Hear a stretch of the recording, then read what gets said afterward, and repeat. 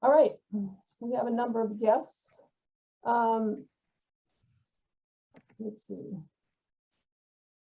Eric, which one are you? Are you? I don't see you. Do you have a picture somewhere? Yep, Eric? I'm right here. Oh, there you Hi. are. Okay, all right. All right, Eric is our guest from Wildlands Trust this evening. And then we have a number of, we have Pat and Melissa who are regulars. Mitchell Hennings. Mitchell, do you want to introduce yourself? Yeah, sure. I also work with Eric. I'm a stewardship coordinator at Wildlands Trust. Great, good to have you.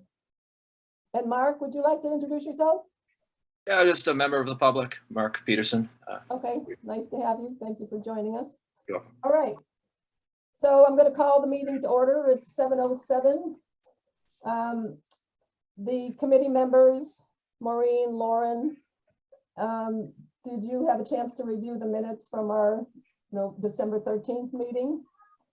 I have to abstain since I was absent. Right, yeah, Maureen was there, Kevin was there, he's not on, so I don't think we can approve them, Maureen. Do you have any comments on them as I sent them out? No. No, okay.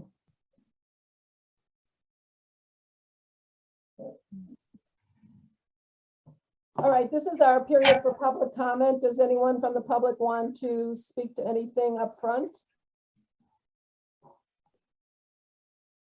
Nope. Okay. I think a number of you probably have issues you want to discuss later on, which we'll get to, I think, in the agenda items. All right, so under our agenda, I have as new business submission of letters of support for grant applications. You saw these letters and you approved them by email. That was the letter of support for the Old State Farm Trail grant that Kitty Doherty of NRTD had requested. And then we had one from Steve Sobol in the town Community and Economic Development Department for Styles and Hart for a grant from the state. And everybody was in approval of those.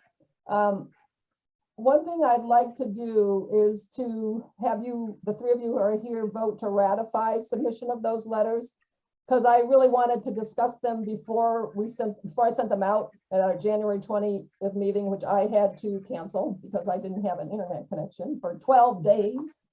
But I would like you to ratify ratify the submission of those letters just to have it official and on the record. Could I have a motion to approve those two? Make a motion to approve the two letters of support. I'll second. All right, thank you. That's approved. And one thing I'd like to suggest, and you tell me how you feel about this, is if you could give me blanket approval to submit letters without a formal vote, provided they provide open space plan and objectives. Those are letters of support for different projects. I have another one that I just got yesterday from Michael Dutton for Styles and Hart. And I think it's related to the parking. They're asking for a grant from the state. I haven't looked at it yet. I haven't drafted it yet, and I wasn't told what the deadline is. So I don't have all the information, and I will send it out to you before I submit it. But legally, we're not supposed to approve things by email. We're supposed to have an open meeting. That's what the public open meeting law requires. So I'm not really, it's not legitimate to send a letter to you and say, is this okay? We really need to discuss them. But in the case where it's a pretty pro forma project, and I don't think anyone's going to have any questions about submitting a letter of support for any town project related to one of our parklands, I'd like your approval to go ahead and submit that in instances where we can't have a meeting to discuss it. So does that sound reasonable? I think that's reasonable. Is there still a Yeah, you get two process things. for sending it out? Like, can you informally send it out? Oh, yes, I will definitely do that. Yeah. Yeah, that's fine with me. Yeah, I will send it out informally, but just to have your approval ahead of time to go ahead, that, that the decision has been made that I can send it, and then you can object to content or something if you have the opportunity. Yeah. Yeah, okay. Did we finish that vote for the letters?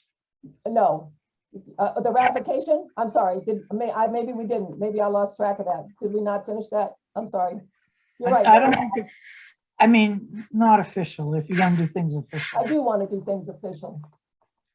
Okay, thank you for keeping me on the straight and narrow here. So, yes, you're right. So we had a vote, the first vote was just to approve ratify the 2 letters we sent, and Lauren approved that. And Maureen, I thought you seconded it, didn't you?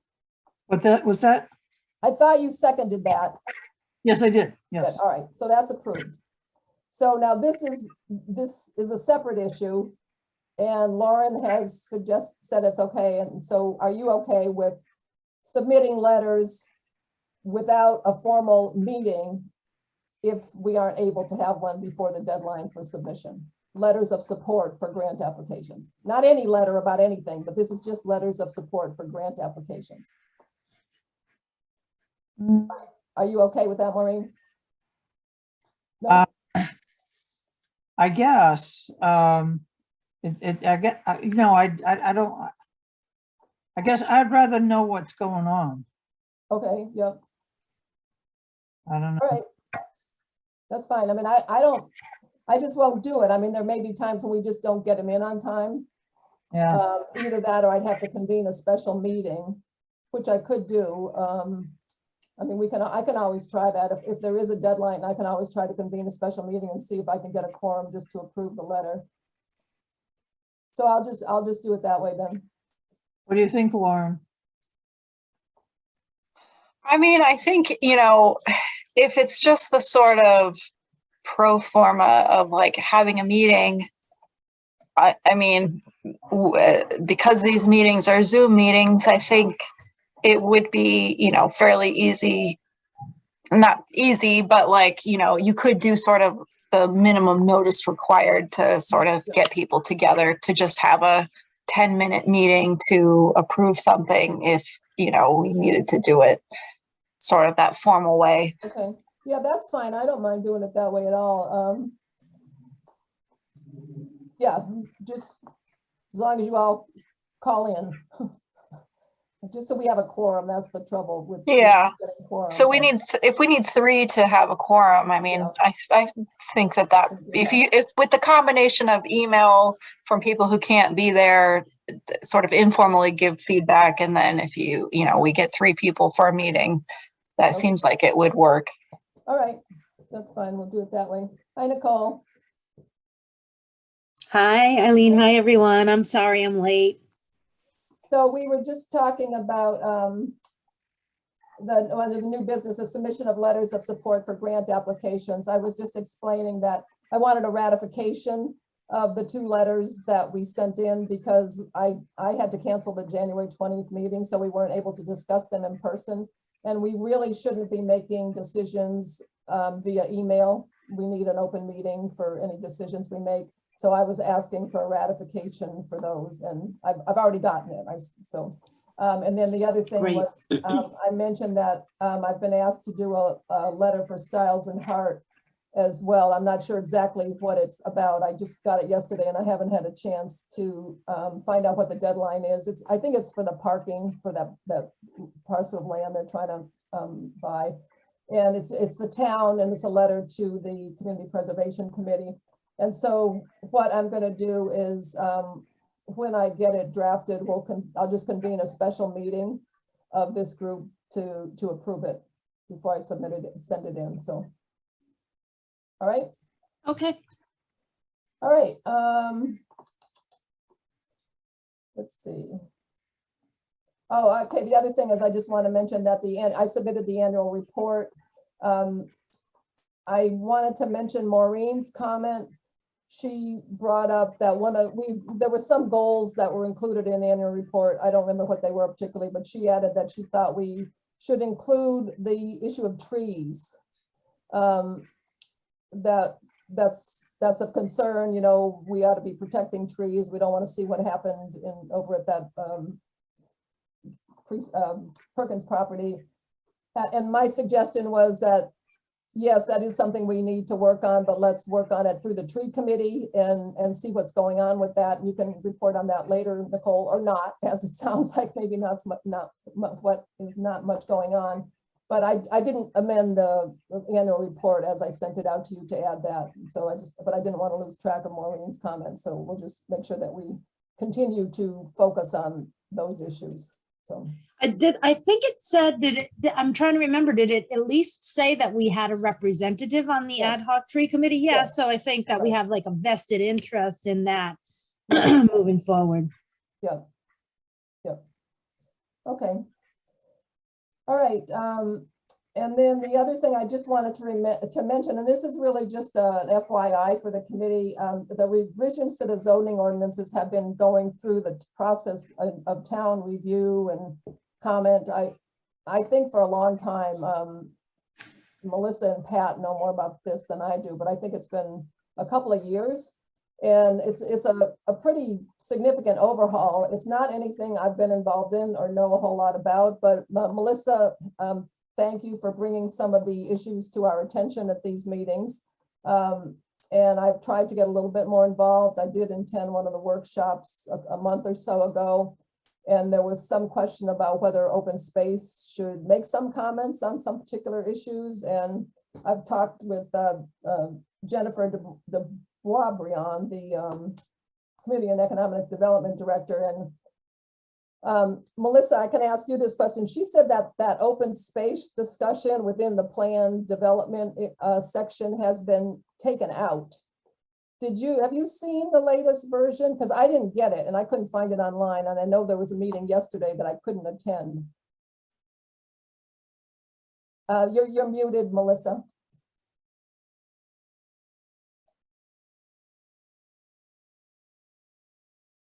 You're not, no, let me see. Maybe the volume has to come up. Turn up the volume, because I always turn my volume off. Let's see, no, yeah, nobody, I don't have any, unmute all.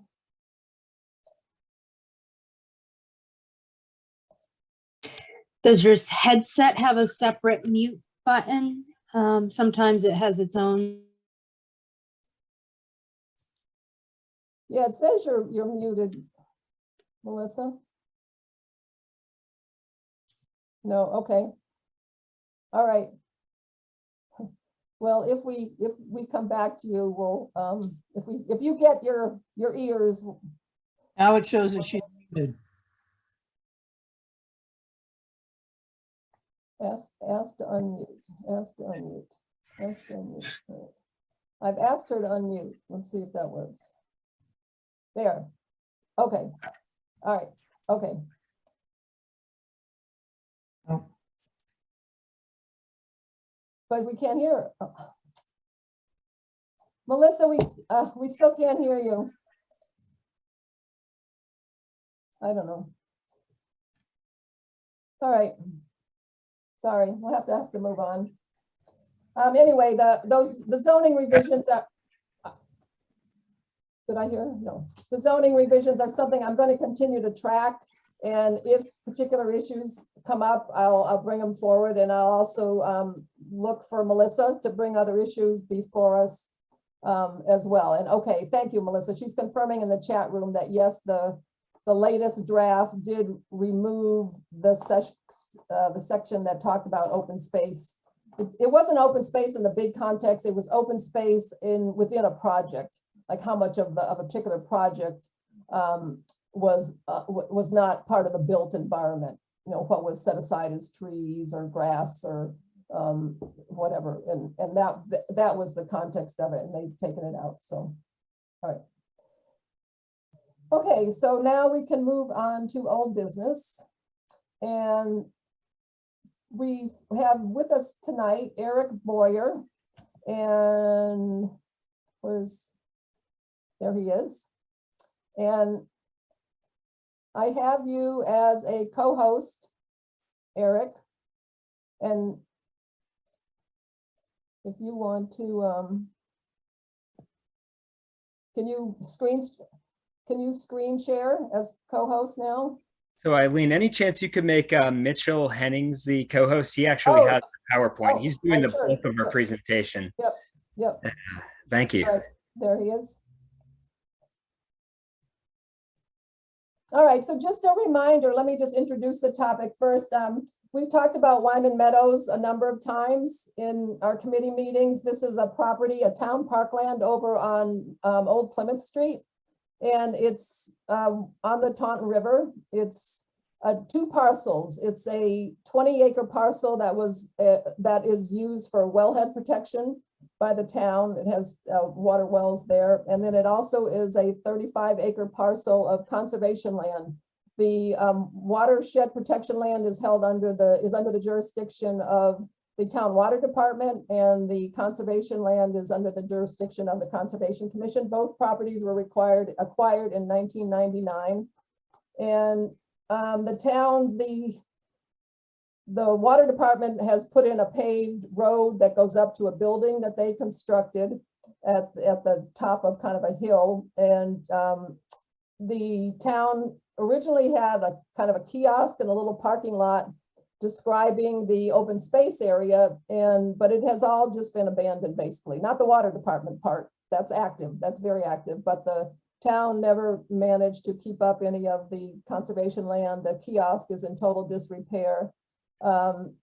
There's no trails. Maureen and I tried to walk there once. We did make it to the river, but it's all brambles and there's really no place to go. It's really a lovely property. And so after Maureen and I went up there, I decided this was something we really ought to pursue, because there'd been a report from the town about 3 or 4 years ago saying that of all of the town parklands, of the 6 town parklands, this was the one that was least accessible, of least interest, and it ought to just be ignored. And after we went and looked at it, I thought that made no sense. And then I contacted our friends at Wildlands Trust, who we were already working with on the Hanson Farm property, because they have an adjacent parcel that is not accessible. They have no access to it. It's how many acres, Eric? It's 41.2 acres, our North Fork Preserve, and it butts Wyman Meadows to the east. Yes, and so it just seemed like there's got to be a way for us to work together, and that's what we're doing. And so Eric and Maureen and I were going to go out to that property last week just to walk it, but it was under too much snow, ice, and it's probably all water now, Eric. We're going to try again at the end of the next Saturday. We'll see how the weather is. But anyhow, in the meantime, I asked him if he would come and just talk about the property and show us on a map what he's thinking. And we don't have the details of how this is going to work out yet. This is still a concept. I haven't presented it to anybody formally at the town, although I have talked to the town manager about it, and he was quite supportive. I've talked to Kitty Doherty, who most of you know has been working on these issues for 25, 30 or more years, I guess. And she was very excited to hear that something might be moving ahead on that, because it was, and the Natural Resources Trust of Bridgewater was very supportive of having it as an open, accessible parkland when it was acquired 20 years ago. So with that, I will let Eric and Mitchell show us on their maps what we're talking about. Perfect. Thank you, Eileen. Mitchell, do you want to share your screen? Yep. All right, perfect. And we'll get started.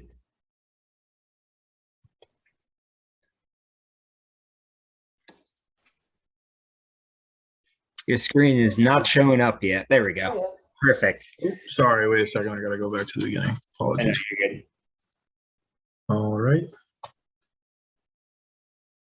Here we Almost go. Can you see it? Yes, yeah, you're good. We're at the beginning. All right, perfect. First off, thank you for having us here tonight. We appreciate the opportunity to speak with you all about a potential trail partnership project between the town of Bridgewater and Wildlands Trust. So here with me tonight is our stewardship coordinator, who introduced himself earlier, Mitchell Hennings, who will be very involved with this project.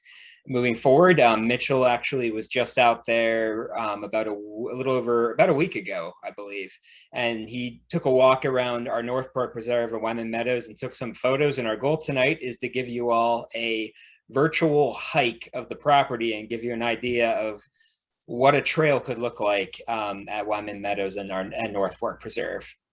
So I'm gonna set the stage for Mitchell's talk and just give some brief background on our North Fork Preserve. So Mitch, you can go to the next slide. So here's a map of just the overall open space in the vicinity of Wyman Meadows and North Fork. North Fork is the property that is outlined there in red, and the property just to the west of it, directly abutting it, is Wyman Meadows. Altogether, you have around 100 acres of contiguous open space between the two properties.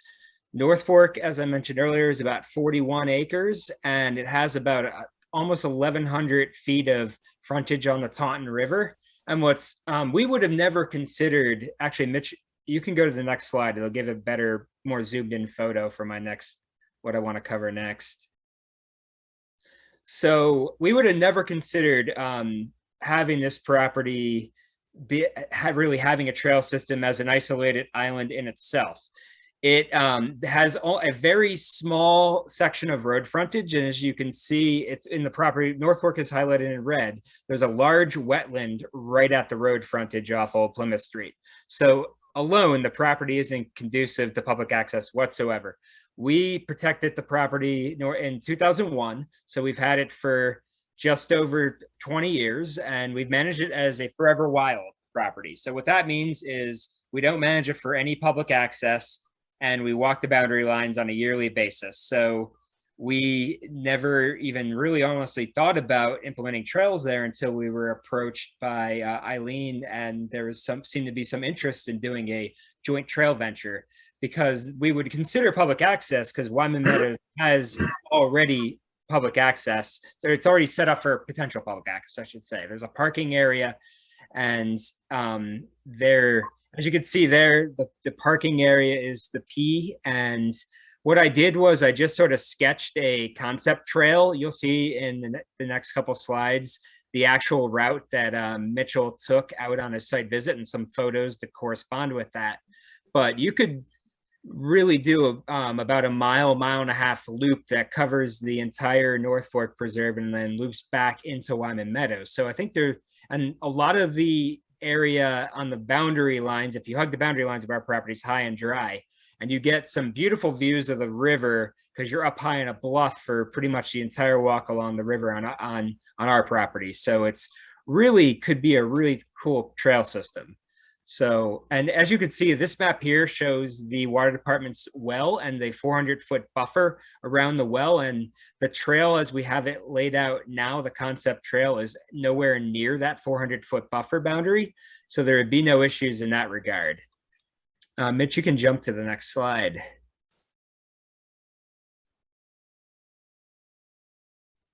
Wait, do you have more? Is this, yeah.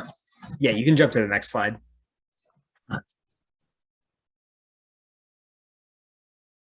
So, all right, I can begin. Yeah, go for it. So, this is the trail that I took. This is the track. It is, of course, subject to change. I was able to traverse it pretty easily. This could totally be different, though, depending on the way the property interacts with the water once it starts raining and we enter more of our rainy seasons.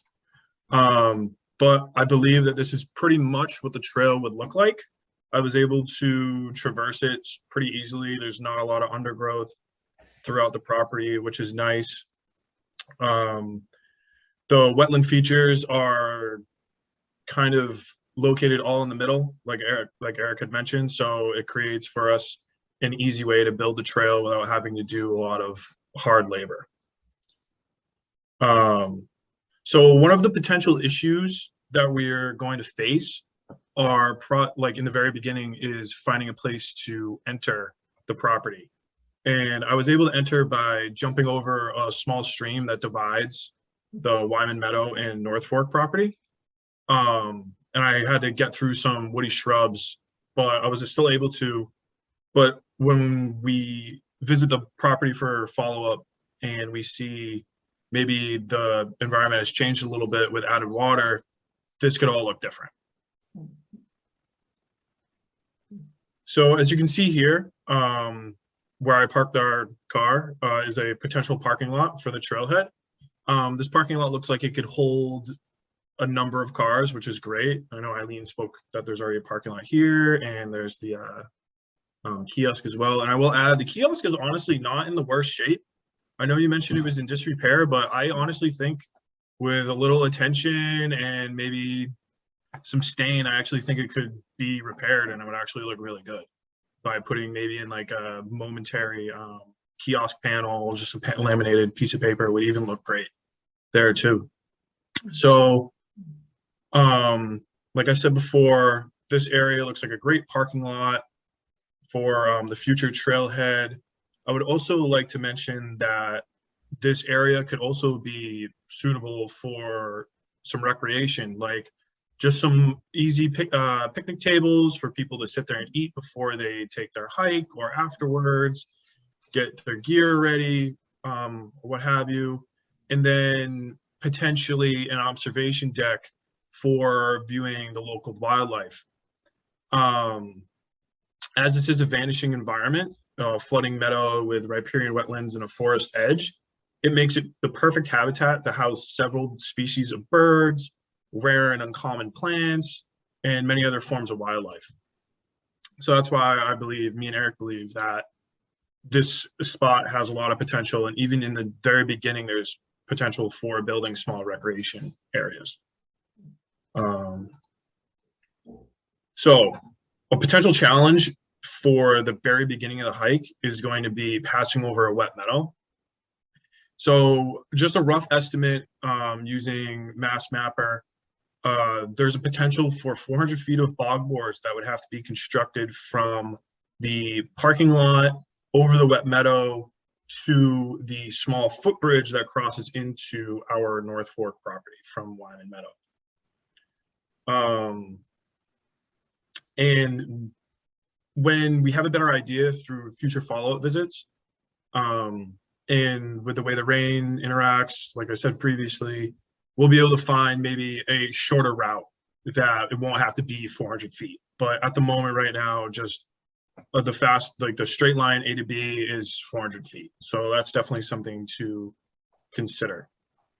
Also, when we have these bog boards up, me and Eric, we are assuming that there's going to be high vegetation growth along the bog boards. So there's probably going to be some type of intensive care every 2 weeks with just some general landscaping tools just to keep that clear so people are able to cross over.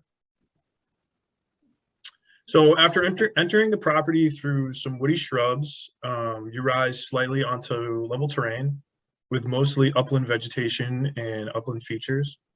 The young forest greets you with oak and maple trees. Mixed in amongst them are some saplings and young pines. I was able to walk the perimeter with very little difficulty, which was promising for trail building. Like I said before, wetland features along the middle, but you're able to stay out of that pretty easily just by staying along the boundary, which is what we want.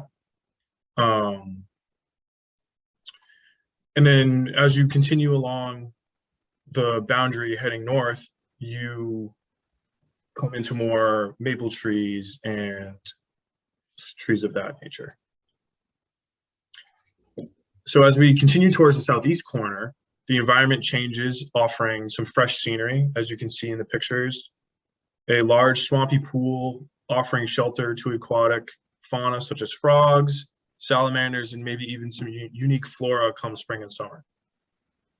Heading south along this boundary brings you to a dense grove of young eastern pine trees, as you can see, keeping the forest cool and offering shade for a lot of the undergrowth.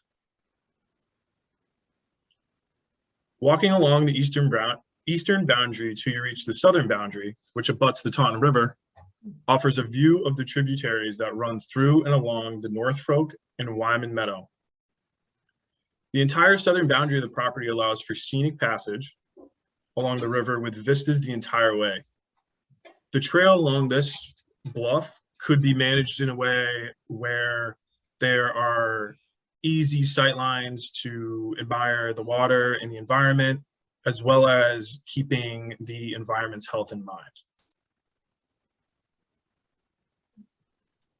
So there is another potential challenge as we come through to almost halfway through our North Fork property. I encountered a pretty big a pretty big issue. So there's like a small, or at the mouth of it, there's a pretty wide channel that the Taunton River kind of juts its way into the North Fork property. And I had to, as you can see in the image, I had to walk up it a little bit to find a spot that was even close together. The gap kind of narrowed when she got up to that point. I didn't go much further just because I got to where I was able to jump across. So that's a potential issue that we're going to face. If we continue up the channel a little bit more, maybe it dries up, but I didn't go that far. So that'll be something for future follow-ups. So another thing to mention here is when we're considering all these different projects with the bog boards to cross the meadow, the small footbridge to get into the property, and the footbridge to pass over the small channel, we can maybe look into asking some Boy Scouts to do this as their Eagle Scout project. So we're able to do partnerships there to lighten the labor load. And then once you clear this small channel, you're once again greeted by some small beech and maple trees that have grown along the river. Following this edge leads you down to a spot where you can walk right up to the river's edge and take a moment and maybe relax and appreciate the beauty of the property. The elevation drops in this area, giving easy access to the river and a great view. This could maybe be an ideal spot for some benches or a designated resting area.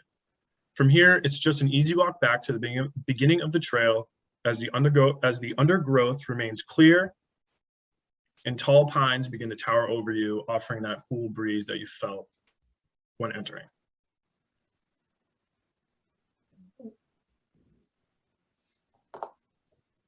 Very nice. Thank you, Mitchell. Do you guys have any questions for us?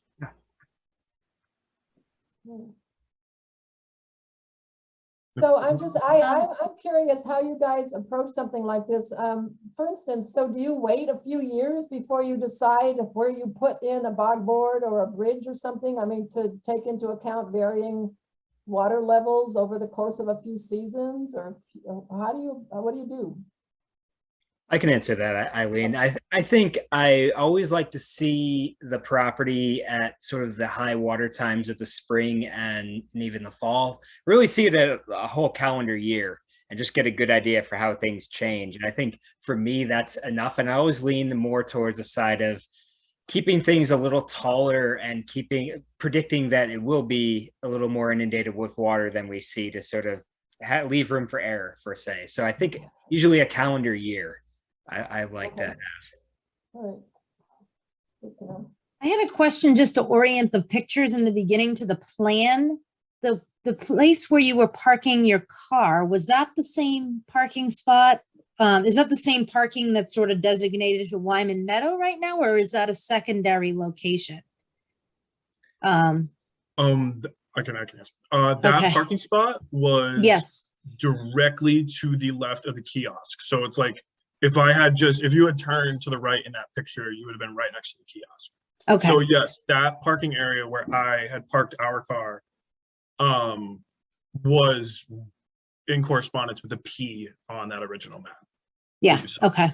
Which is kind of where, if one enters Wyman Meadow now, that's sort of where they would, is that the obvious spot you would park, or there is not one? Yes, that is like, that area looks like a parking area. Okay. Already, yeah. Actually, Nicole, when we were out there, we went out, November 29th, was it, Eric? It was after the Hanson Farm visit. Eric was there. And so we just met out there to take a look at the property. And you can actually park 2 cars right in front of that kiosk. And when we went out, when Maureen and I went out earlier, that little parking area that Mitchell identified, which is now like a circular, that was not there. And so I don't know if that was part of, whether that was parking historically, to the extent that there was any, much going on or anything going on at this parcel. But it had been cut, somebody had sort of cleared that out recently. I mean, that had just been done. And there were a couple of hunters out there when we went out on November 29th. So maybe some people are, if they're using it for hunting, maybe that's who's cleared it. But yeah, I was surprised when I saw that cleared. That does seem a real good, it does provide good parking. Because as you know, there's no place to park on the street, and that road is so narrow that if you had cars there, it would be blocking it. So we really do need parking space. Anyway, okay, any other questions? Yeah, I have kind of a tangent question. I think this is a great idea. We kind of went exploring in that area, and it's sort of so boggy in that you don't quite know what to do there. So it would be great to have something that sort of directs people to where to go and protect the wetlands when walking around. But my question is about, if you happen to know, so Bridgewater has the violation with the wells with the PFAS 6. Yeah. And so I was curious to know if you happen to know, are the wellheads that have the buffer around them on this property, are those wellheads, or is it other ones somewhere else in Bridgewater? I would like to know that too. I don't know the answer to that. When I saw that was the first question I saw when I saw that those exceedances, Laura, and I wondered which wells I'm getting my water from. Yeah, came to my mind, and I don't know. But that was one of the things that I was pleased to see, because we were concerned when we first went out there, before Eric plotted this out on the map, that we might not be able to have a trail because of the setback requirements for the wellheads. But so we were glad to see that was still possible.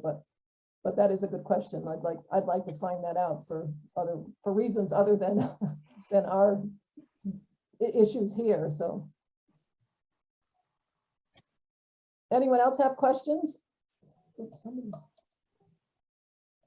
I have a question about maintenance.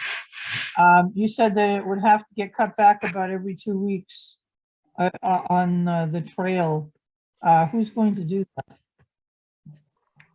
So we're up in that area fairly often, and if we did a joint trail project, we would definitely be able to swing by there and weed whack that bogboard area pretty quickly. That we have our Great River Preserve and Stryer Preserve are both up that way, and we're there on a weekly basis, so it wouldn't take much to do that for us.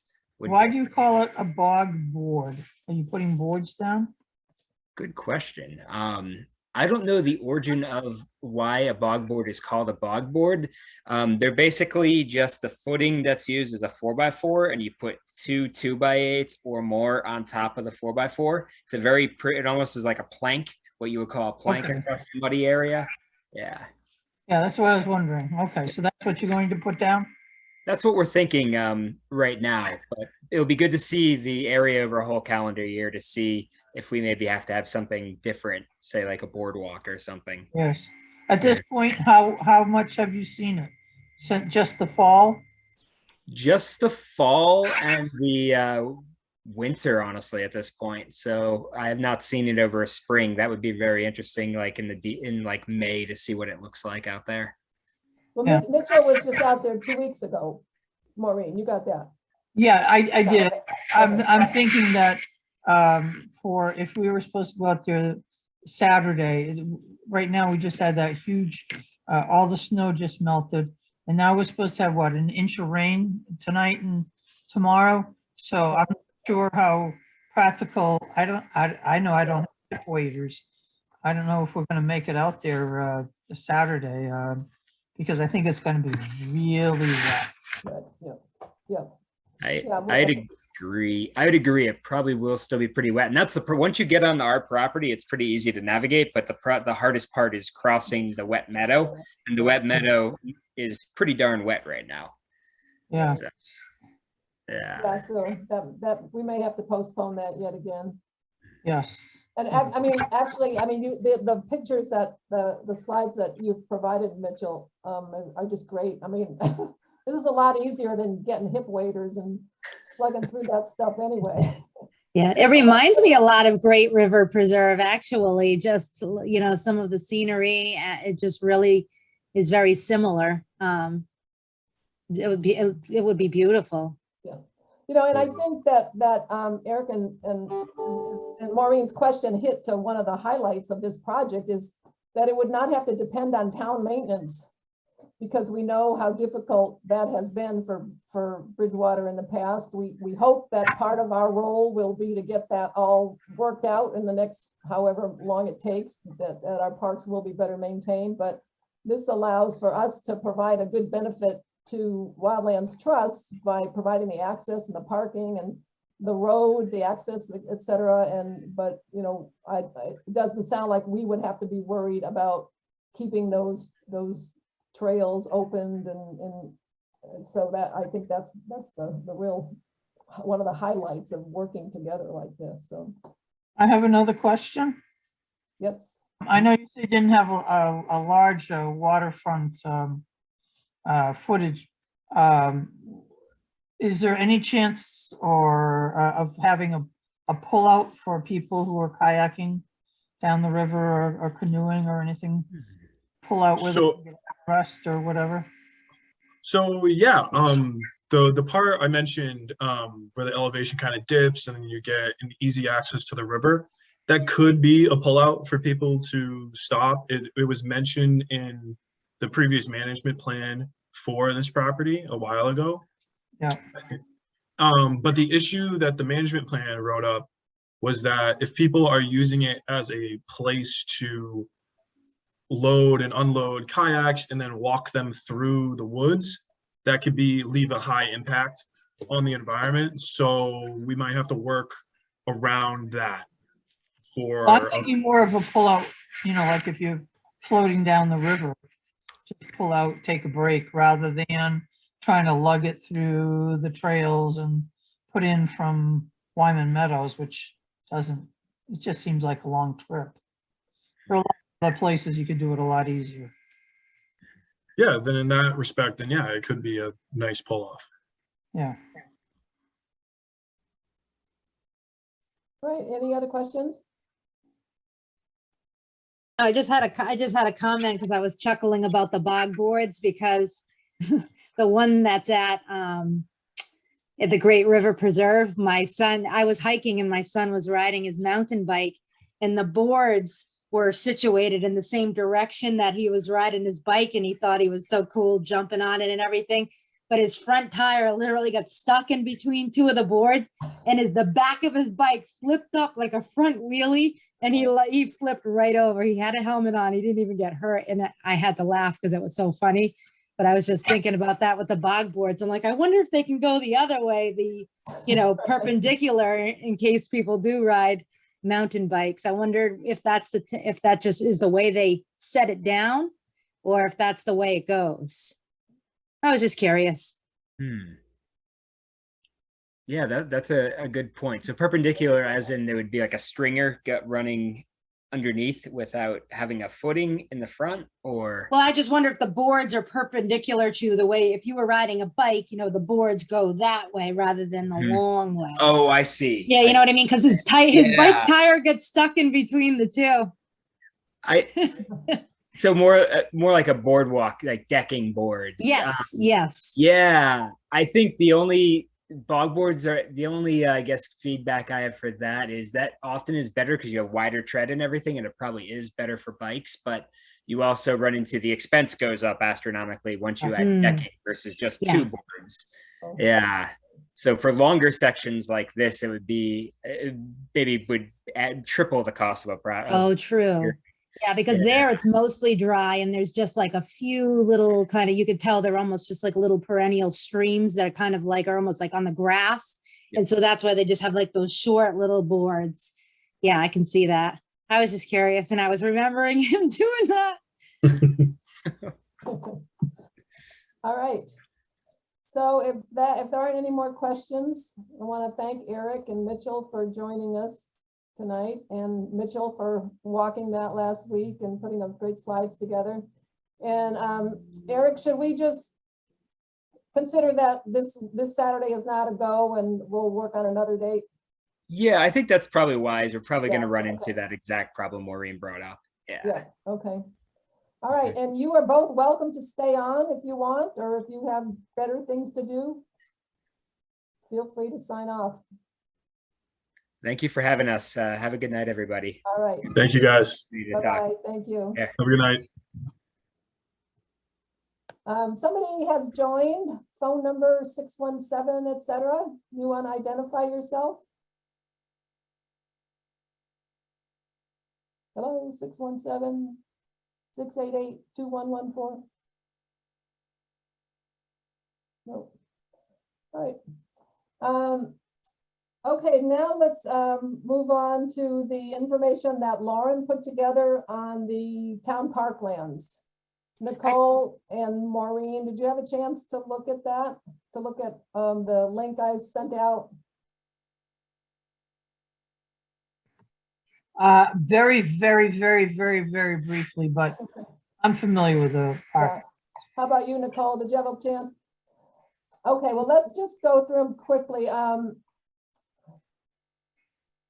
Yeah, so I will share my screen. And so basically, you know, our website, town website doesn't currently have information on these. And so I really relied on the Natural Resources Trust information because it had sort of good summary and directions. And so each one of these conservation areas has a description and points of interest, directions with a link to Google Maps, a picture of like what the parking looks like so people know they're in the right place, since a lot of these places have like little teeny tiny signs and don't have a lot. You know, if you've never been before, you might not know where you're going. And you know, I am citing my sources, so you know, it's referencing the work that people did to, you know, put together those Natural Resources Trusts of Bridgewater materials from the past. And you know, when there were, you know, a lot of this, you know, so the Nuncotusset Greenway website has a lot of this information, and it's sort of clear that they use the same source materials. So when they had sort of more information, then I linked out to those things. And so, you know, hopefully, you know, so the plan is to send this to the town, and hopefully, you know, they can put this up on their site. And so, you know, when there's like history on different sites, then, you know, I had some hyperlinks to that. So, yeah, it's just really, you know, I think people who are new to the town, you know, might not, you know, might have heard of some of these or not heard of some of these. You know I hadn't heard of Wyman Meadow before joining the Open Space Committee. So I think, you know, I'm glad that they are interested in having this information on their site, since, you know, it'll be a, you know, good, you know, sort of promotion for the town to, you know, until we have a little more consistent signage and information. People who are looking for places to hike can find some information online without having to go to all these other you know, like there's the Taunton River watershed, like there's great websites out there, but none, you know, if you just go to the town. So, you know, obviously they're going to be looking at it before it goes online. So, you know, happy to hear any feedback or thoughts from people. You know, it's not a lot of new information, but, you know, I think it'll be good to sort of have the Google Maps directions and things like that, so people have a little bit more knowledge of where to go if they've never been to these places before. Okay, thanks, Lauren. Yeah, I think this is great, and I think having it on the town website is crucial. You know, it's just I mean, even if people are finding it at other places, I mean, these are town parklands, you know, they should know Yeah. that this is part of their, you know, their community, their taxes are going for this sort of thing. I mean, it's just, and I think I have a couple of like sort of general comments about like maybe updating, well, for instance, Styles and Hart. I think right now Styles and Hart is a work in progress. You know, there's supposed to be a lot going on there. I don't think they even want people going in there now. I think there was a huge amount of tree damage from that last storm. But, you know, there's what trails there were are pretty much impassable.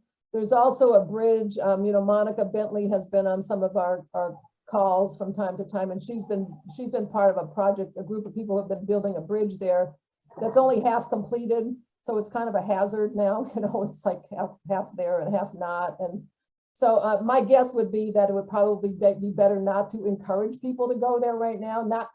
I think we should have something on there for sure, you know, the maps and everything. The history is fine, but I think we might want to put something like, you know, big under construction.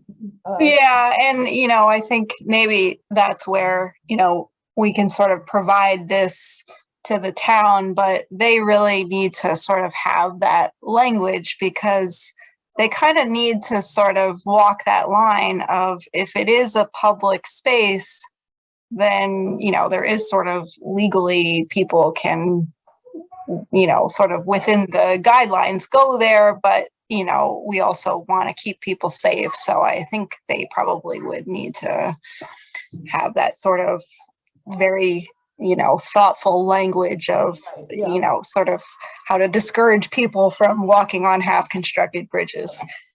Yeah, and even some of them, like, I mean, Wyman Meadows right now, you know, I mean, it might be good to point out there are no trails. Because, you know, and that there's parking, but there really aren't any trails. And, you know, it might, like, when Maureen and I went up there, we weren't really aware of the setbacks for the well. Yeah, you know, so that's kind of interesting too, because like you know, the Natural Resources Trust information, I think, was written before those wellheads existed. So it was like, you can drive all the way back here and there's a great hill for skiing, and it's like, there is no way that like we could have people, like, you know, there's a no trespassing sign once you get to that point in the road where the building is, and you know, enough time has passed that particular hill is covered in bushes and olive trees. Small trees, like you would break your neck if you tried to ski down this hill. So you know, so that information, you know, you definitely need to have updated. But yeah, but I think we're going to have to do that. We can't rely on the town to do that. It won't happen. So you know, I think we should just we'll give you the suggestions, you know, and see, you know, making some revisions, and then I mean, I think it'll be up to us, because otherwise it's not going to happen. So but generally I think, and the other thing, we'll need to figure out who in the town can do this for us. I have no idea, like, what, you know, who will push it through. Josh McGraw, the guy who set this call up for us, has been really, really helpful. So I'm hoping that I will ask him, you know, who you might communicate with, Lauren, if you're willing to do to push it through, you know, who to contact to see that it doesn't get lost. And but what I'd suggest is, Maureen and Nicole, if you could both look at these carefully after the call, and just email to everybody some comments. And I have written down a couple of things as well. Like I said, you know, Styles and Hart, big upgrades in the works or something like that. And I'll send those to Lauren and all of you as well. And then she can work from those, and we'll take it to the next step. So, but I think this is really helpful. It's nice to see something going, and we know that this is one of the comments that people have been making for years, that they want to know more about these parcels. So yeah, that's amazing. I think it's just such great job on pulling that together. I did actually scroll through it now that you showed it again. I did look at it, And I agree, the parking and the pictures are just going to help so much, and having this, you know, a link on the website would be amazing. The only other thing I could possibly think of is that maybe we want to like cover sheet in case, you know, people might want to actually print it almost like a little booklet about the town's open space. So if it just had a cover just to say basically what it is.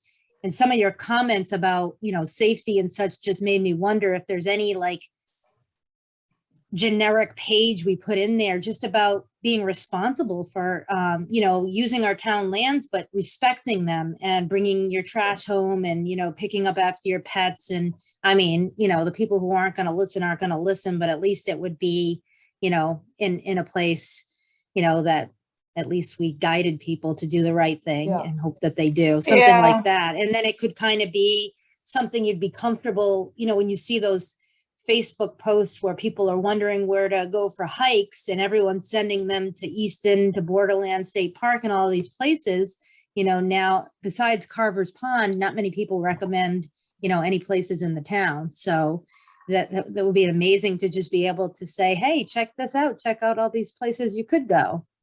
I love this. Yeah, Nicole, you raise a good point too. This is something I recall, and I think maybe Kitty was the one who said this to me.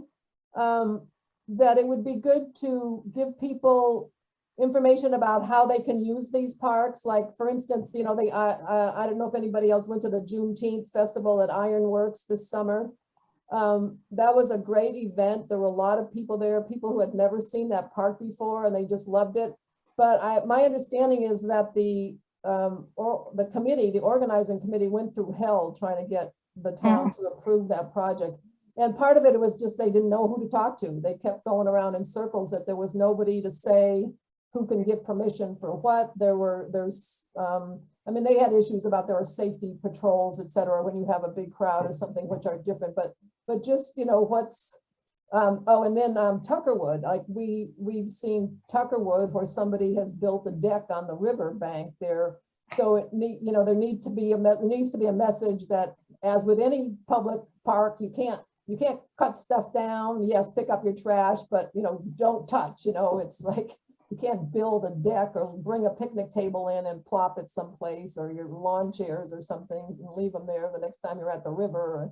So I think something like that might be in order too. And like, as far as the permission, I don't have any idea. I think the Titicut language, I think the Titicut section had something about that, didn't it, Lauren? About you can. Yeah. Yeah. Yeah. So, I mean, I think that's like where, you know, like if we can find the right person in the town to like help with this, like to identify what rules are consistent across all of the open spaces because of like Bridgewater rules and regulations versus what's like a Massachusetts regulation. Because, you know, like the other thing, like I'm not an expert on this, but when we were at Wyman Meadow, like there were people hunting there. And so like, we're like walking around and hearing gunshots in the distance. And it's like, you know, I didn't grow up with hunting, you know, in my family. So it's a little disconcerting to like hear people, you know, shooting off rifles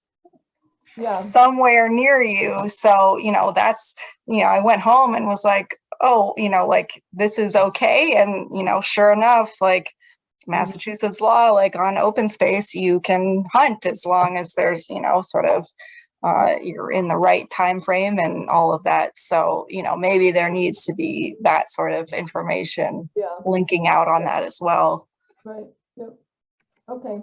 All right. So yeah, I think it's great. I think we just need to add. And I mean, hopefully we can add stuff on a regular basis too. I mean, this isn't going to be set in stone, but I do think getting it posted through the town is going to be a hurdle. So we ought to definitely have it as complete as we can, the first step, because who knows what it'll take to have it edited later. And I don't know. I know at some point the town was supposed to be doing a major upgrade to their website. I don't know if that's happened or not, or whether it's still in process, because that was part, I think I asked at some point to put up something about open space, and I was told, I think it was from Michael Dutton's assistant, who has now left, Katie DeRozier's, that they were working on a big upgrade, but I don't know what the status of that is. So that's great. Thank you, Lauren. I'll send my notes on it, and Nicole or Maureen, do that the same if you would. Maureen, did you have a comment? Yeah, I did. I would like to go back to that hunting part because you're very right with that, Lauren. I'm not a hunter, but I know a number of people who are. And hunting, there's all different types of hunting during all different seasons, whether you use this type of weapon or that type of weapon and so on. And it's all pretty much allowed, providing you're not near a home or whatnot. But I think it's very important that does get put in to these parks. But you had me thinking also that perhaps it should be at the entrance too on those keys, maybe a fairly large sign warning that the various seasons depending and list it.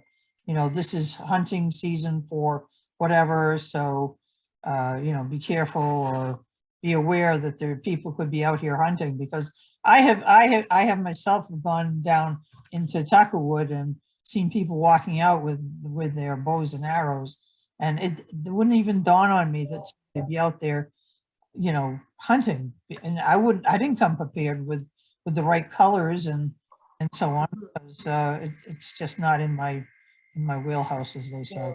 Yeah. I think that's a really very important aspect, because you have if you bring little kids, like if I bring my grandkids out there, they'd be running around and who knows if someone would mistake them for an animal or a deer or whatever going through there, other than they probably make too much noise. But it is something to consider, because we went to Wyman Meadows and everybody stopped and we're like, oh, we better not go out. I wouldn't even dawned on me there's a car. I figured the car's there. Somebody's out hiking. Didn't think about somebody's out there hunting. There's all sorts of things that are allowed, including camping and riding horses, and motorized vehicles are not allowed, and just all sorts of things that are listed.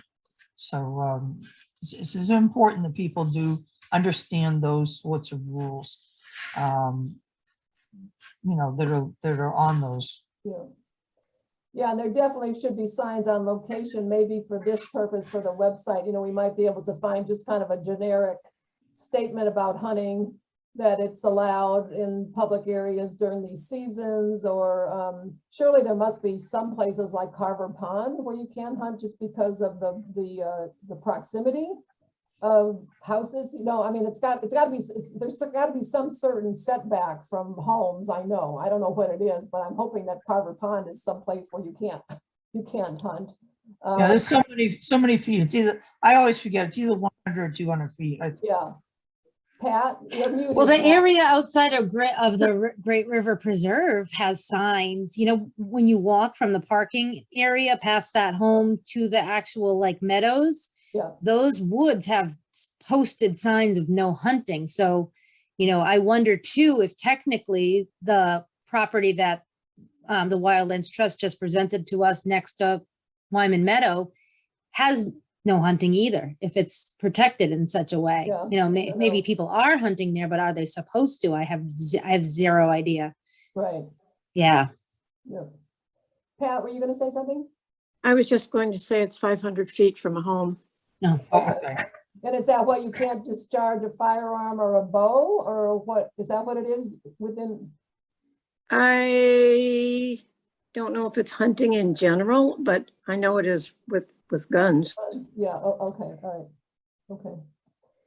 All right. So are you aware there's camping, at least there was camping allowed? And so you have to have permitted camping, but you can camp at some of these places also. Yeah. So you Yeah, have those that's- rules too. Tippett said that, I think. Tippett Yeah. was the one who mentioned that. I don't know Yeah. about it. I didn't see anything about any of the others. And I so mean, you actually, have, Kitty might be a good source of information about this too, Lauren. I may, I wanted to send these to her, given that these are NRTB property essentially, or their authorship.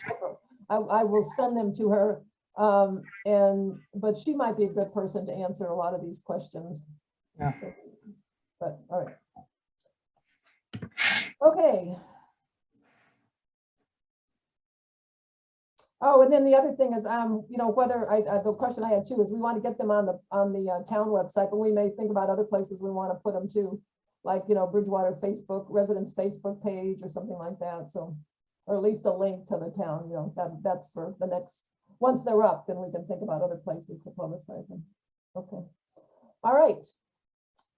The next item on our agenda, and so Maureen and Nicole, do you want to send some comments in? Should we look for some written comments from you, or have you seen enough? Or Yeah, I will go through it in detail, and if I have any, I don't think it would be anything major. So, but yeah, I'll confirm if I don't have any additional comments. I'm sorry, I didn't quite get what you were saying. If you have any additional comments, as you read through it, line by line, if you have any additional Oh, comments. sure, I'll go through it. Yeah, sure. Without a doubt. Just, you know, send them to Lauren and everybody else. Like, copy everybody on the committee. Sure, I'll sure. do the same. Okay. Yep. All right, Lake Nippenicket. So, Lauren and Nicole, you were not on the last meeting, and we had a discussion about this. And if you read the minutes, did you either of you read the minutes? Okay. We talked about the importance of Lake Nippenicket as a town open space resources. We talked about just generally about the proposal to build the restaurant that had come up. I can't remember if we've ever talked about this before at we have. Nicole shaking her head. Yeah, okay. So, and what was bringing this issue back is that in November, the residents of Lakeside Drive were invited by Claremont to an open house to review revised plans for the restaurant. So their plan that was submitted in 2019 was withdrawn. Now they're back. And so we just had a general discussion about whether we want to comment, how do we want to respond to this? Not specifically because there's not been anything submitted yet. There's no new proposal. But the committee, the sense of Maureen, myself, and Kevin was that, and as it was in the minute, it was agreed that Lake Nippenicket is an important town open space resource, and the open space committee should review any proposals that might impact the lake and take appropriate action. So that's just to bring you two up to date. Now, tonight, what I wanted to do was to discuss and propose a more specific action related to this abandonment proposal, which Melissa has brought to our attention. Essentially, the Claremont companies have submitted a petition for a discontinuance of the abandoned portion of Lakeside Drive. And what this is that that whole area, when Route 24 was put in, I guess all of those roads, 104, Pleasant Street, Lakeside Drive, were all reconfigured in some way. That, and Pat or Melissa, can you tell me, was that parking lot there for the boat ramp before Route 24 was put in, or was that new? You know? It doesn't really matter. I was just curious whether that was part of the whole reconfiguration. And so apparently there's some issues about the clarity of the titles, that there was some strips of property that it's not clear who owns them at this point, whether the towns, it looks like the town still owns a tiny strip, and there was no reason for the town to retain that, like maybe there was an error in whatever. And because Claremont wants to put a restaurant on the adjacent now zoned residential lot that has a house on it, they have petitioned to basically have title to these strips of land clarified by asking the town to abandon their ownership interest in it. It was presented to the town council and referred to the town Community and Economic Development Subcommittee. And they considered it at their November meeting and basically said they needed to consider it further. There was an issue about, well, shouldn't we at least ask for compensation? They identified a number of issues, just about kind of the why should the town do this, and should they be compensated? If so, how much? They also mentioned, you know, was there any concern about whether it would affect any town interest in anything around there in the future? Did they really know what we were getting into? What did it mean for the boat ramp, et cetera? So as far as I know, none of those questions have been answered. I think I know they were looking for legal advice. I did talk with one of the members, Pete Columbotos, a few weeks ago, and he didn't know anything about it. What I would like to recommend is, and it's up to us, this committee to approve, is that we submit a letter to the Community and Economic Development Subcommittee in opposition to this abandonment petition, because it obviously seems to be an initial step towards tearing down the house, having a rezoning from residential to commercial, and getting the wetland setbacks that they would need, or it's a step towards that. And so why not comment on it now? I don't see any identified benefit to the town unless they agree to pay some large amount. So what's the point? I mean, why would the town care about doing this unless they see the real benefit to having a restaurant coming in? And we don't see that, and we have to speak out against it, I think, now while we can. And hopefully, I don't know, we don't have any idea whether that would make a difference to their project, you know, the success of their project or their intention of going forward if this abandonment petition is approved or not. It seems like a pretty minor issue, but it's, you know, they are pursuing it. So whether they think they can get more parking space or something to make the project easier to get approval, it's really hard to say. But anyway, so that's my suggestion. But I don't want to do it, you know, unless everyone thinks that this is the time to do it. This is the time to step in, or whether we should just wait until the proposal for the restaurant is actually submitted, assuming that it will be, and consider comments then. So I'd be happy to hear your thoughts. I think that you need to stop it now. Could I add a couple of facts, Eileen? Sure. They claim that that strip of land is abandoned, and the people that use that area every day know it hasn't been abandoned. I mean, it's an old street that was originally Lakeside Drive. And you're right, when they did reconfigure for Route 24 and a couple of other things, that narrow strip of Lakeside Drive was just absorbed into that parking lot. So apparently that parking lot wasn't there before. It was probably just space, you know, at the waterfront.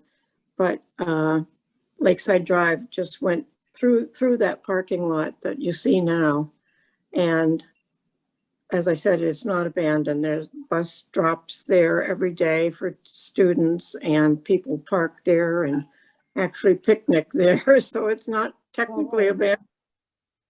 So okay. they just, Yeah. I didn't realize that. I mean, I thought it really was just like a little strip that was just a matter of cleaning up the paperwork, actually, the title, you know, that they're, so you're saying it would actually make a difference on the ground to who can use it? well, it runs behind that house that they wanted to, so it goes right through their property as well. But it's only probably 23 feet, I think. Do you recall, Melissa? 23, 25 feet wide. And we just maintain. Pat, you it very should kindly today sent me that map, which I meant to have. I intended to screen share it, but I didn't get it ready, so I don't know where it is. I have if I can screen share, Eileen, I am looking at a map and I'm trying to figure out where it is, but I can see if I'm looking in the right place. There was the October 17th town council agenda that it was attached to. And Oh, you know, if I didn't have this, if I wasn't trying to manage this meeting, I'm sure I could find it, but I'm afraid if I try to look for it, I'm going to lose you all. It's hard to see. It's like it was presented to the town council at the time, and you know, the applicant had like highlighted the area that they were claiming was abandoned that should be deeded to them.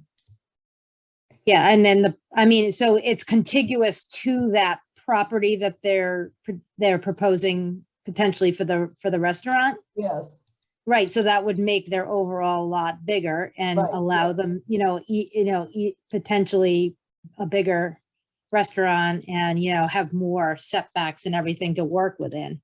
yeah. If you can give me the control, I can just show you what I'm looking at on my screen. You guys can see if I'm, Oh, yeah, okay, I will do that. Where are you? I'm just looking at like Mass Mapper, Oh, okay, but I was looking, can you see that? yeah. So this was Lakeside Drive. And so is it and this is the parking lot area. So is it this strip right here? That's right, Nicole. Okay. So that's, Yeah, so this looks like it was the old right of what maybe this is what the street used to do.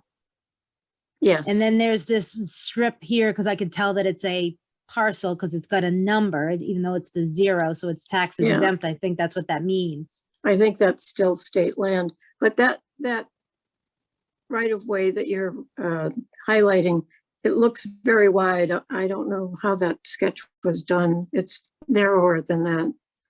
yeah, because it didn't go up to the lake shore, did it, Pat?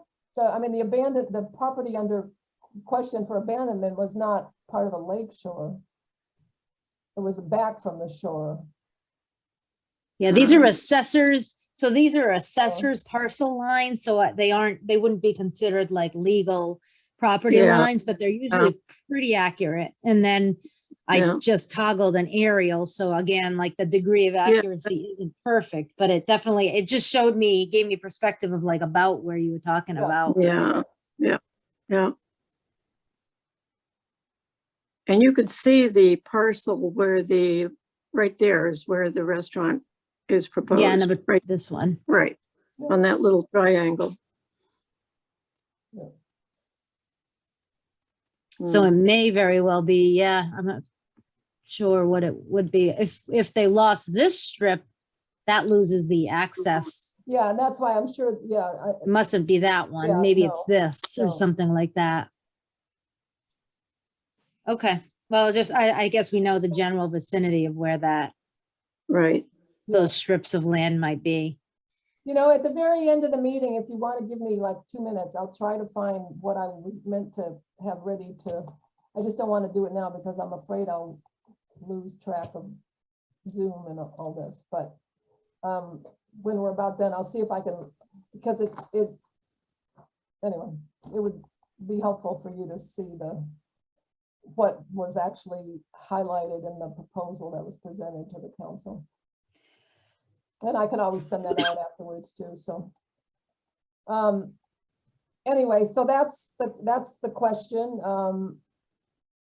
Are we interested in submitting comments? And I actually, I am going to screenshot one thing that I hope I have up here. All right.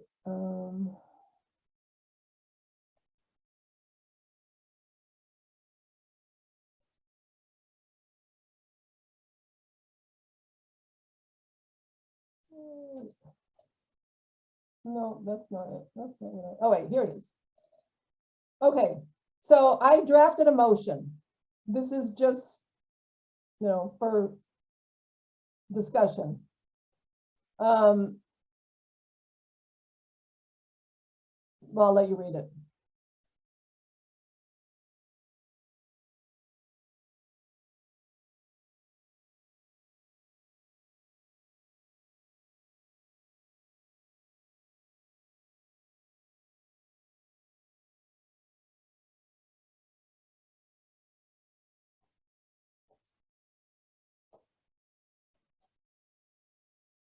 So that's one approach. We could also you could also make a motion to just submit comments on this abandonment proposal at this point and leave it at that. It really doesn't make any difference to me. If somebody wants to, I wanted to have something in writing just so that we wouldn't, I wanted to make sure the wording is clear and I didn't want to have to spend a lot of time wordsmithing it on or rather, I wanted to give you the opportunity of wordsmithing something to start with, but if anybody has other suggestions about how to approach this, I'm completely open to them, so. I guess, first of all, the question is, do we all agree that we want to submit comments now? Maureen said absolutely. I'm not sure Lauren and Nicole spoke to it directly, so, Yeah, Yeah, I'm in yeah. support. okay. I'm in support of reviewing and providing comments on the land discontinuance, but also giving them a statement like this to put them on notice that we want to be, further notified and review any, additional plans beyond that point. Okay, So I think we should do both. We could either do them at the same time or. yeah, and I mean, this actually, the way this is worded, this covers more than Claremont. We could be more specific too, to just, I mean, we could zero in on the abandonment and then any proposals related to the restaurant. Mhm. That would probably be better because it identifies this one as what's on our mind at this point. Yeah. No point in commenting on anything that might come up in the future when we've got something meaningful to deal with right now. So, all right, so let's say, including sufficient under review related to.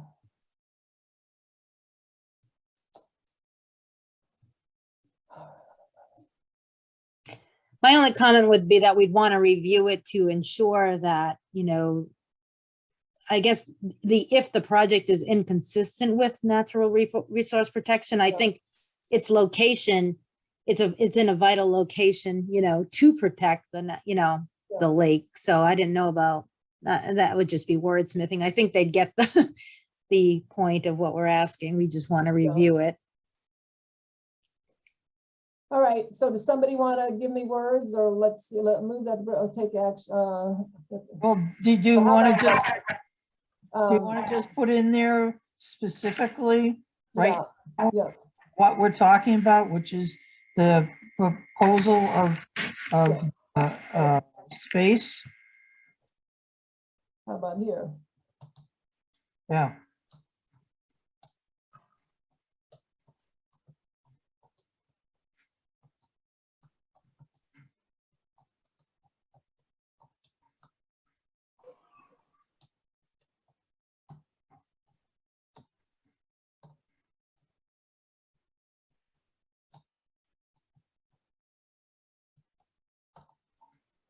Okay.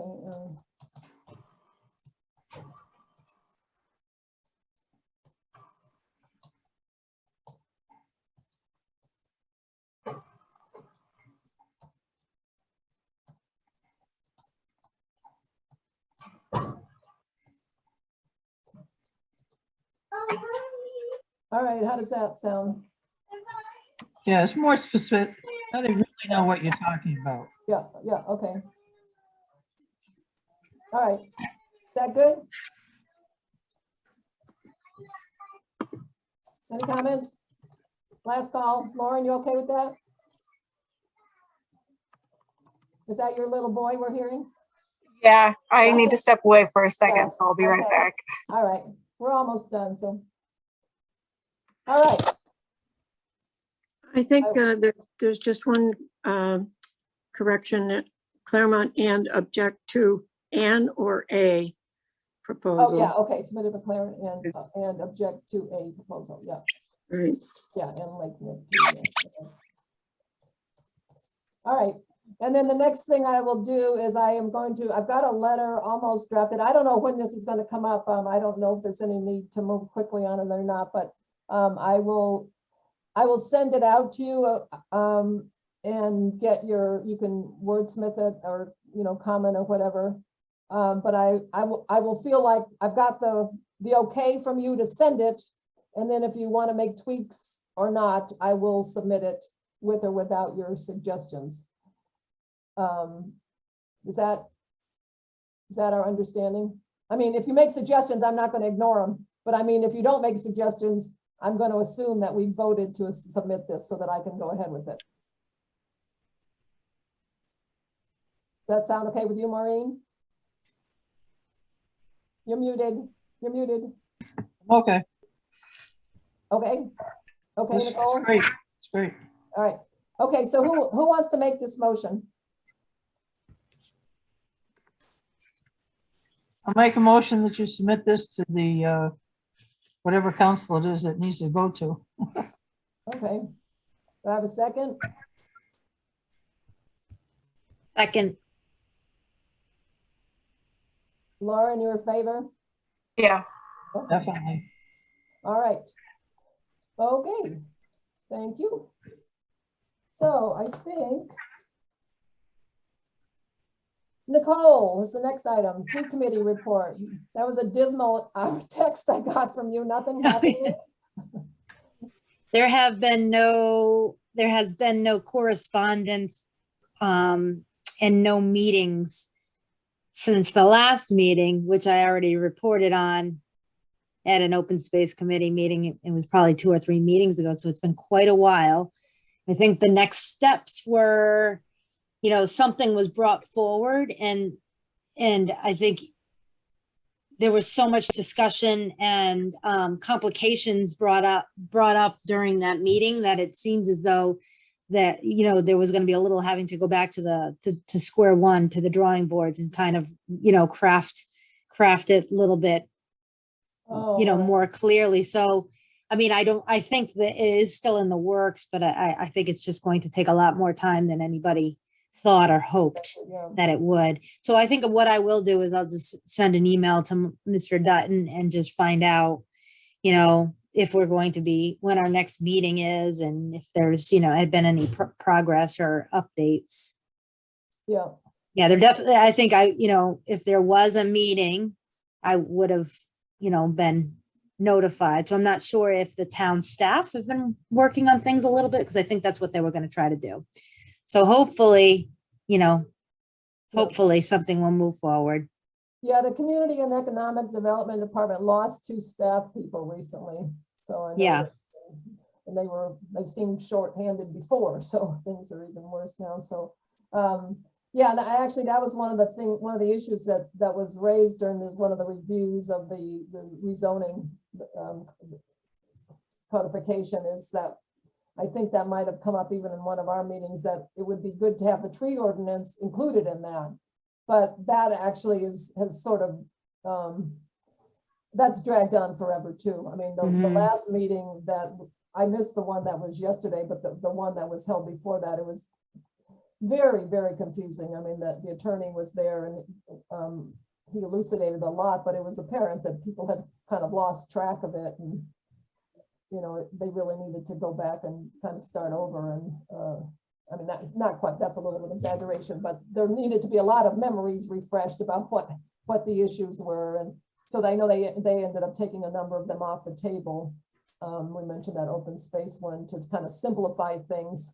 So when I heard that, and at the time I was thinking of the tree ordinance, but realizing that that'd be the last thing they'd want to do, is to try to get that included now too, because they're already so far behind with a lot of policy issues that they're thinking just need to be tabled. Yeah. For the time being, and to get the overall codification redone. So, okay, well, hopefully, yeah. All right. I need to step out early, so I'm gonna leave early, but thank you, and thanks for any feedback on the website materials that anyone can provide. All right, thanks for All being right, here, Lauren. thank you. Bye-bye. See you next Thank- month. Yeah. Bye. All right, just a brief update on Hanson Farm. There was a meeting with the town manager and Jennifer, the CED director, and Carlton Hunt and Gina Guasconi, the chair and co-chair of the Community Preservation Committee, yesterday with Michael Dutton and Jennifer. I think I just said that.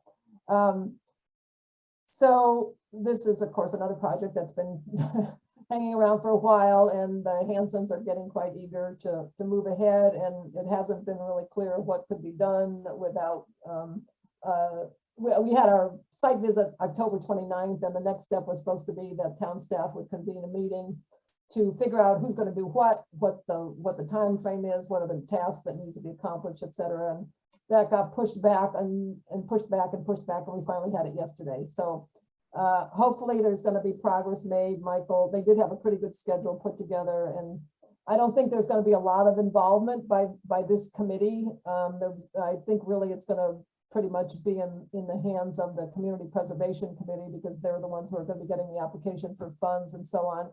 I'm gonna have a role, and I'm trying to name myself as the the chief nag, just to try to keep things moving, because so many of these projects in town just seem to just get lost. And so I've got Michael Dutton's agreement that I can bug him about stuff. And so he's supposed to have a meeting with the Hansons within the next week to 10 days to get things moving. There are a lot of things that need to be done. The property needs to be appraised. The survey has to be, the survey that the Hansons have done has to be completed. And then we're working with Wildlands Trust on that project as well, in terms of issues like, is the farm stand, for instance, is that part of the property that will have the conservation restriction, or is that excluded so that they can use that building for other purposes should they deem fit, like in 10 or 15 years, if someone's farming the property, but they wanted to use the farm stand for something other than a retail farm outlet, could they do that? So there are a number of questions. There are questions. I don't have any experience in this area. I think Michael Dutton has had some. The town has had a little bit with the Murray Meads farm that was preserved across the street from Hanson's about 10 years ago. And then Wildlands Trust has a lot of expertise in this area. So anyway, this is a really exciting thing that's happening, I think, for this town. And it's nice that it's like the proponents really want to do it. It's nothing we're having to talk people into or twist arms. And so the only challenge is keeping it on track. And then of course, being able to getting the money from the Community Preservation Committee. So we'll hope that will all take place. And the schedule that Michael and Jennifer put together showed it taking about a year to a year and a half. I think that's probably very optimistic. We'll see how that goes. But anyway, that's all I had to say about that. Does anyone have any questions about Hanson's? Nope. All right. Anything else anybody wants to bring up? Melissa, Pat? Oh, Melissa, we still can't hear you. No. No, it's not. Can you hear me now? Yes. Yes. Okay. What happened? Well, I called in and zoomed in again. So hopefully, that worked. Oh, Yay. okay. I wanted to tell you, I have the abandonment documents and I can share my screen if you want. Yes, please. Okay. Let me Yeah, see I'm if so this. sorry I bothered you for that and then I forgot about it. I mean, I didn't forget, I just didn't get it on my screen in time to pull it up. Can you see it? Yes. Okay, so just tell me where you want me to go. To the map, yeah. Okay. They had that little thing, yeah, here, yeah, this is it, right, this is, and then you didn't even have this one yet, did you? I don't think, Pat. Yeah, I know I have this, I even have it in hard copy someplace, but I can't find it. All right, so the abandoned part is the yellow, right? The part No. No? All right. No. All right, so It says Lakeside Drive. It runs through, so you see the green and the yellow, and then you see something that says Lakeside Drive that runs between it. Oh, okay.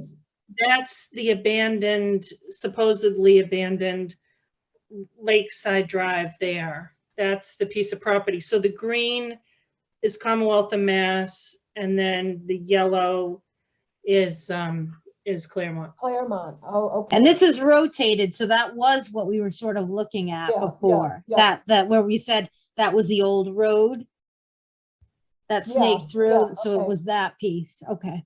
And so, and Claire, the restaurant goes right here, right? Or is this the lot or is this the lot? It's my understanding that the restaurant would take up all or most of that yellow area. That Okay. yellow, The yellow right, area, okay, all right. And then this is another house, another residential lot somebody else owns? Lot 17 here? I believe that's also owned by the developer, Oh, all the way up to, are you sure about that? um, I'm not. okay. I think it might be, but I have to double check, but I think the subject of the abandonment is just this yellow area. Yeah, Yeah. just the Lakeside Drive area, is that what you're Just saying? the drive, yeah, just Lakeside Drive, Yeah, not the yellow. right, right, yeah, just this, the whole thing, okay. And so. That would where- give them that would give them a direct connection to the waterfront itself.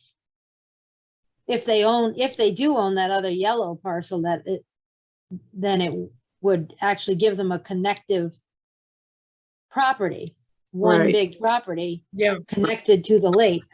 Yeah. So they absolutely would not want to do that, because right now they have something that's cutting it in half. Well, but their lot, I mean, this house that's here, I mean, they just have a driveway that, I mean, they are on the lake, and that, the lot they own is on the lake. And that's where the restaurant was going, Okay. so, But the mistake was that they must be realizing that there's this sliver of land Yeah. that basically technically cuts it, and so they want it right, to be part. Yeah. I got you. yeah, But Yeah. that kind of gives the town some leverage of holding that back, and that makes this property basically undevelopable.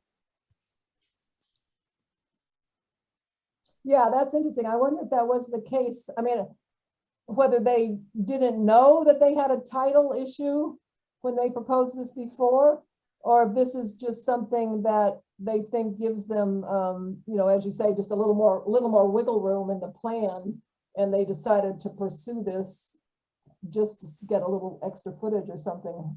Huh, yeah, who knows, so, okay, Yeah, and either, yeah, or both.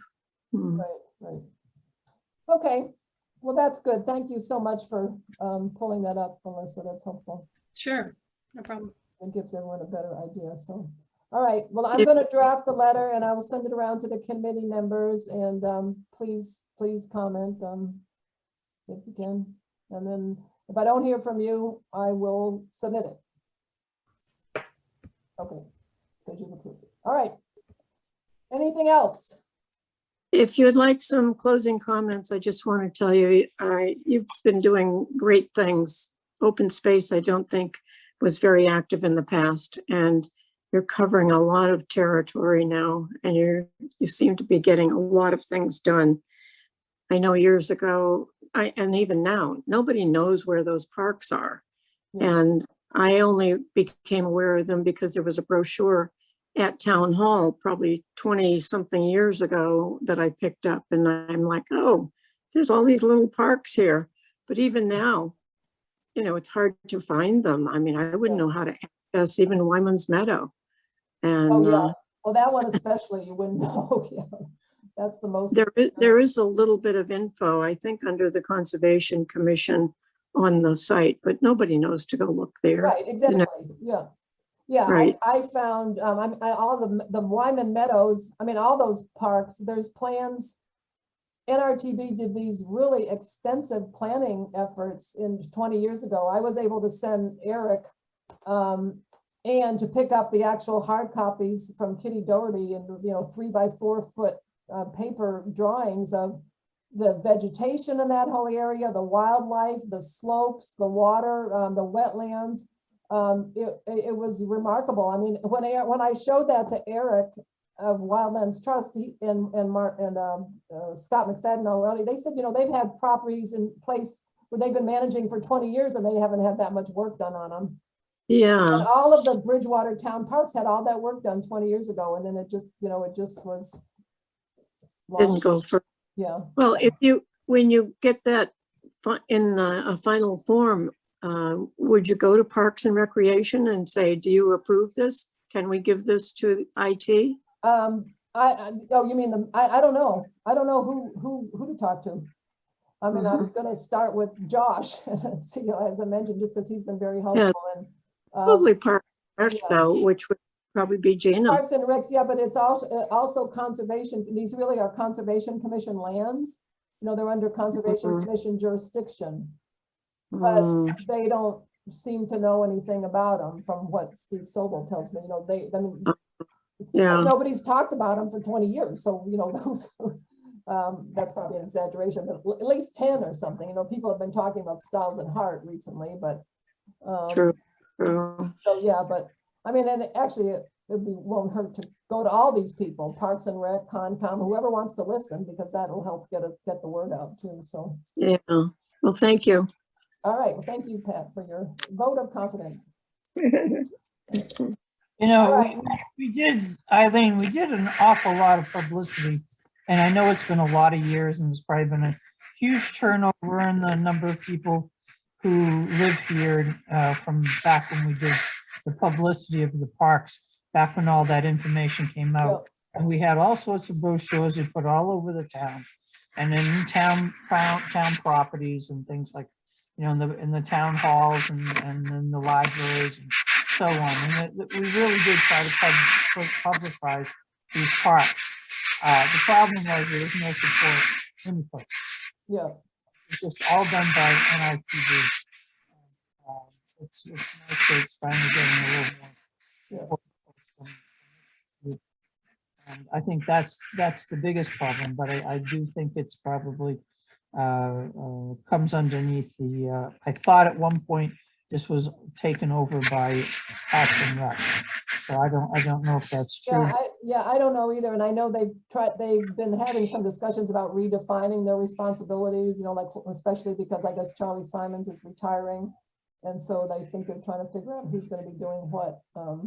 But I have not been on their meeting. So, all right, Nicole has to go. I gotta pick my son up from basketball. Thanks, everyone. All right. I'll talk Yeah, to I you have to go soon. too. I have a phone call scheduled for 9 o'clock with a friend. So. Then I'm going to bed after I pick him up. It's been a long day. Yeah. All right, thanks, everyone. Everybody. Thanks for joining us, Melissa and Pat and Mark. Mark, that's your phone. Is that right, Melissa? Mark laptop? Or is that somebody? No. No, that's not me. I was just listening in. Oh, that's right. You're still here. Mark, give me your last name. I didn't write it down. I need it for the minutes. Oh, sure. Peterson? Peterson. Okay. All right. I hope you found it interesting and that you'll come back. Yes. It's great. Thanks. All right. Bye-bye. Next meeting, March 17th. March 17th? Yep. Okay, sounds good. Bye. Bye. Thank you. Bye-bye.